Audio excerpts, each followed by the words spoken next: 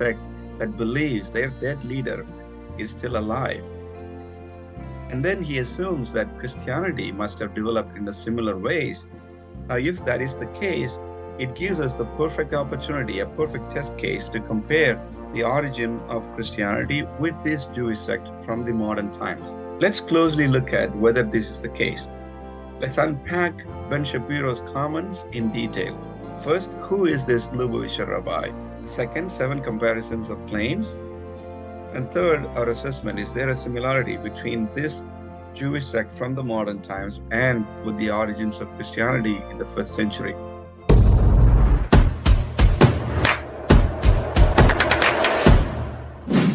Now, let's get to the first point. Who is this Lubavitcher Rabbi? I already noted that modern Judaism is not monolithic. It has several branches. One of the Orthodox Jewish sect is called Chabad Lubavitch. Now, this movement was started in Russia in the 18th century, somewhere in 1775, some 248 years ago, in a town called Lubavitch. The leadership of this movement is dynastic. Rabbi Menachem Mendel Schneerson, he became the 7th leader of the Lubavitch dynasty. After the Jewish Holocaust, this movement, this Hasidic movement, was almost disappearing. But under the able leadership of Rabbi Schneerson, the Chabad movement began to flourish and grow. Now they have thousands of educational and social institutions all over the world, serving primarily the Jewish community. The headquarters of this Jewish sect is in Brooklyn, New York, USA. Rabbi Schneerson also published hundreds of books contributing to Jewish scholarship. So, admiring Rabbi Schneerson's contributions to humanity and education and so on, in the year 1978, the American government announced his birthday to be the Educational and Sharing Day. In short, Rabbi Schneerson was perhaps the most influential Jewish leader of the later part of the 20th century. Now let's see the events surrounding his death and the claim of his messiahship. Among the Orthodox Jews, there was an expectation that Rabbi Schneerson could be their Messiah, someone that would bring them back to Jerusalem and start a messianic age. They even sang and danced before him, singing that we want Messiah now. Contrary to all their expectation, on June 12, 1994, the Lubavitcher Rabbi, Rabbi Schneerson, he died in the age of 92. Many faithful believers, they couldn't believe their eyes. How could the Messiah die?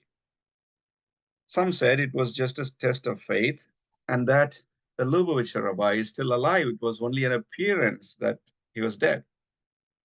There were even people who did not join the funeral procession, still waiting for the Rabbi to rise from the dead. There are reports that there were people camping at his gravesite waiting for him to rise, but he didn't. Most of his hardcore faithful followers, they believed that he did not die. It was only a test for their faith. It was an appearance. He would surely rise from the dead. Others began to grapple with the reality and said, he is spiritually with us. Now, it is said that in the headquarters of the Chabad Lubavitch, they even have a chair reserved for him, an empty chair. However, these claims of messiahship, continued messiahship, is contested. In fact, there is a schism between those who believe that the Rabbi Schneerson is the Messiah and others who think that he was an exemplary leader, a tzaddik, a righteous man, an exemplary person for the generation. But the messianic fervor seemed to have slowed down. There are those who still believe that he is a Messiah. There are billboards, skullcaps mentioning that long live the Rabbi, the King Messiah forever. Other sects of Judaism continue to reject such claims of messianism. From what we know, Rabbi Schneerson was buried in New York next to the site of his father-in-law. Both of their tombs are still there for people to visit and show respect. Ben Shapiro compares Rabbi Schneerson, the Lubavitcher Rabbi, with Jesus. The claim of his followers that he is alive with the claim of apostles that Jesus rose back from the dead. Let's see whether such a comparison is justifiable. Let's go on to the second section, comparing Jesus and the Lubavitcher Rabbi, Rabbi Schneerson, the claims that have been made around each one of them. Let's compare 7 claims with Jesus and with the Lubavitcher Rabbi. The first one is about the tomb.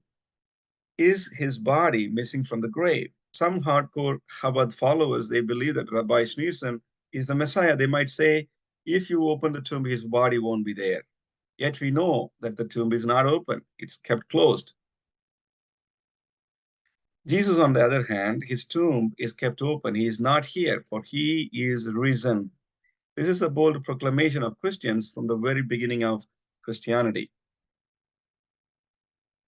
Second, the belief, do all his followers believe that he is alive? It's very important.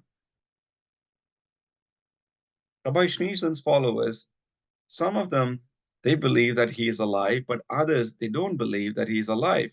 They are divided. In fact, the official Chabad leadership do not seem to believe that Schneerson is neither the Messiah nor he is alive. They would say that he is alive with God.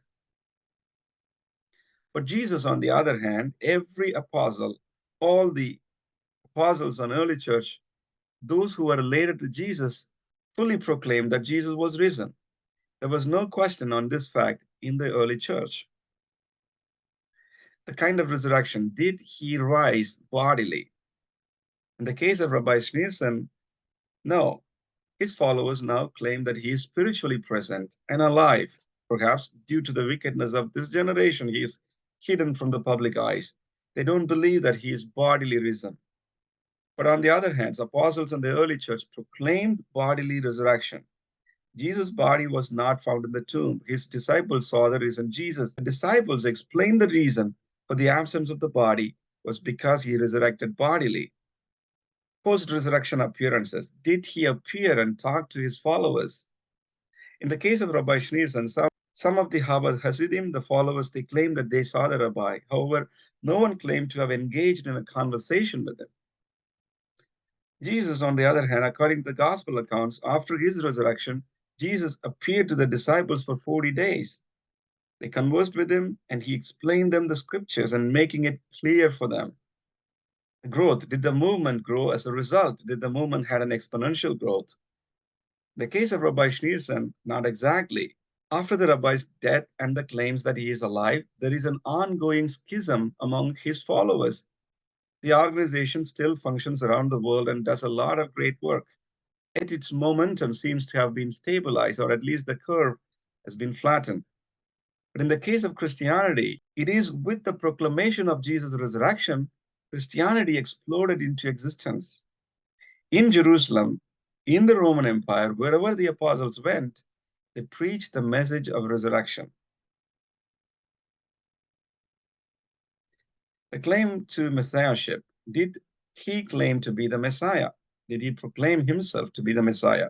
In the case of Rabbi Schneerson, he didn't. He always thought of himself as the one that prepares the way for the Messiah, but his followers claimed that he was the Messiah. The followers wanted to make him the Messiah, but the Rabbi himself or the official organizational leaders until this point do not subscribe to the view that he was the Messiah. They would call him Tzaddik, the most righteous leader, but not the Messiah. But on the other hand, Jesus claimed that he was the Messiah. You might remember the scene from John chapter 4. While Jesus was talking with the Samaritan woman, he said, when Messiah comes, he would teach us and explain us all these truths. And Jesus said, I am he. I am the Messiah. And also his triumphal entry into Jerusalem was his acknowledgement of his messiahship. Finally, prediction, did he foretell that he would rise from the dead? In the case of Rabbi Schneerson, no. Unfortunately, Rabbi Schneerson was partially paralyzed and he couldn't speak during the last days of his life. He was 92 years old. We don't have any official record of him talking about his death or his resurrection. But in the case of Jesus Christ, Jesus again and again repeatedly told that he would die and he would rise on the third day, according to the scripture. Now let's look at the 7 points that we have seen. Tomb, is his body missing from the grave? The Lubavitcher Rabbe. No. Jesus Christ, yes. Belief, do all his followers believe that he is alive? No, half of them do not believe that he is alive. But in the case of Jesus Christ, all the apostles, the people who were related to Christ in the first century, they all believed that he was alive. And kind of resurrection, did he rise bodily? The case of Lubavitcher Rabbe, no. In the case of Jesus Christ, yes, the resurrection was bodily resurrection. Appearance, did he appear and talk to his followers? Lubavitcher Rabbe, no. And Jesus Christ, yes. Again, growth, did the movement had an exponential growth after the supposed resurrection? Lubavitcher Rabbe's case, no. The movement stabilized. In fact, the movement has fractured, sort of. But in the case of Jesus Christ, yes, the movement had exponential growth. In fact, the movement itself began with the announcement and proclamation of the news that Jesus is alive. Did he proclaim himself to be the Messiah? Lubavitcher Rabbe, no.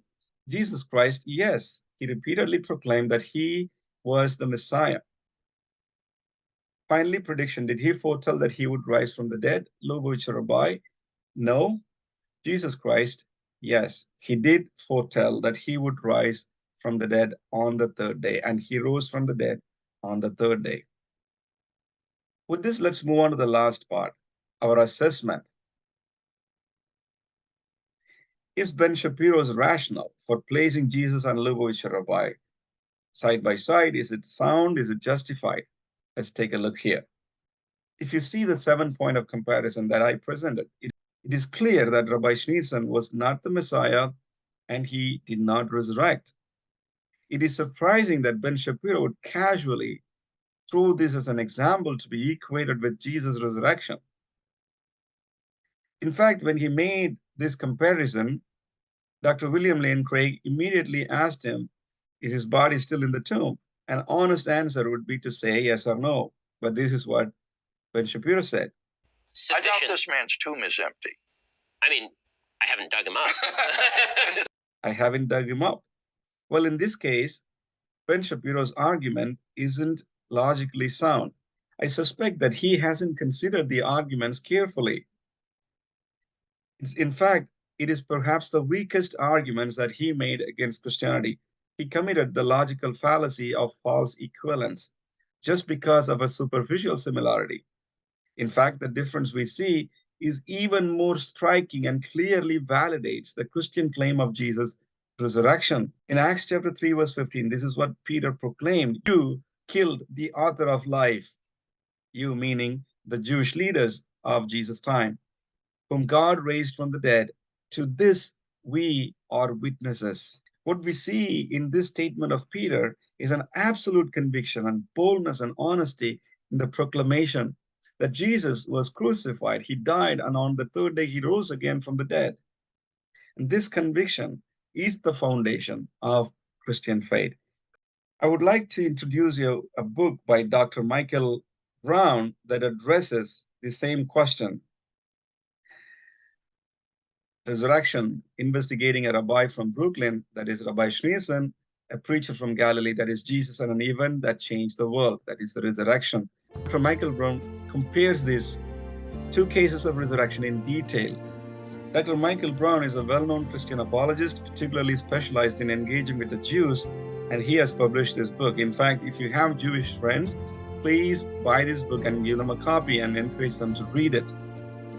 Also, if you're interested in Dr. Michael Brown's books, I would recommend this book, Answering Jewish Objection to Jesus. This is a 5-volume set.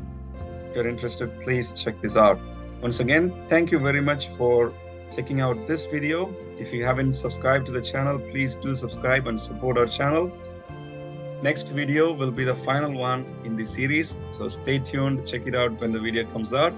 Once again, thank you very much. God bless you.